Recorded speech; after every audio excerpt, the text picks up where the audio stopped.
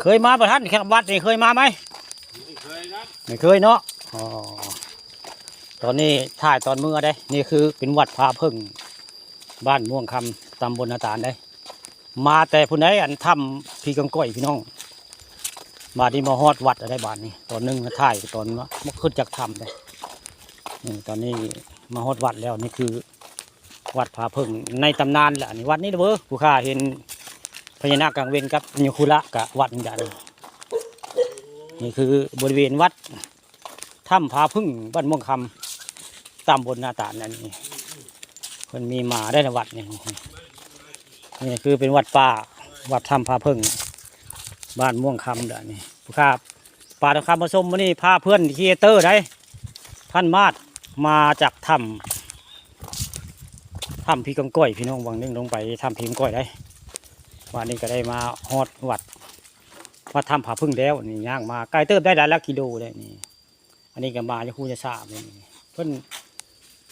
นเห็นเขาประจำเพิ่นก็คุ้นเคยได้มานี่เป็นยังไงร่มรื่นไหมท่านรื่นดีครับบรรยากาศในวัดนี่ก็ไฟมักไปวิเวกคักพี่น้องนี่มองนี่ก็เฮ็ดแดงเฮ็ดงกออกดีได้บริเวณวัดถ้ำผาพึ่งบ้านม่วงคำตามบนหน้าตาลนี่ผู้ข้าป่าทองคำผสม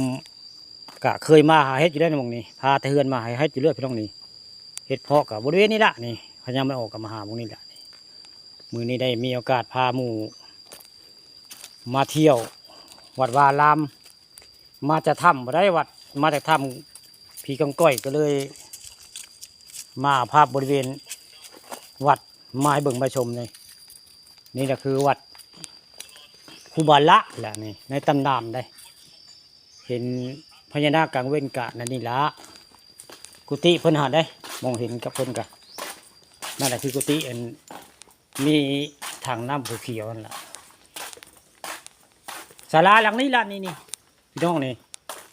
ที่ป่าทองคำผสมเห็นพญานาคกลางเว้นเวลาบ่าย2เลยนี่คือกุฏิของกุบาละแหละนี่ป่าทองคำผสมเห็นพญานาคในกุฏิหลังนี้แหละนี่มื้อนี้มาจากถ้ำก็เลยมาเว้าเรื่องเห็นพญานาคกะหลังนี้ละหลักฐานกับกุบาละยังอยู่ได้ยังเบตุยได้มาสอบถามได้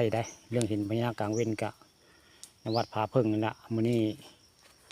มาจากถ้ำก็เลยมาจาเรื่องประวัติในตำนานเรื่องเก่าบ่เล่าก็ลืมได้ป่าทองคำผสมเห็นพญานาคกะมีในวัดนี่คือรถของคุบาระได้นี่รถเพิ่นได้เพิ่นจะขับไปบิณฑบาตกับรถคันนี้แหละนี่แหละคือรถคุบาระอยู่พาพึ่ง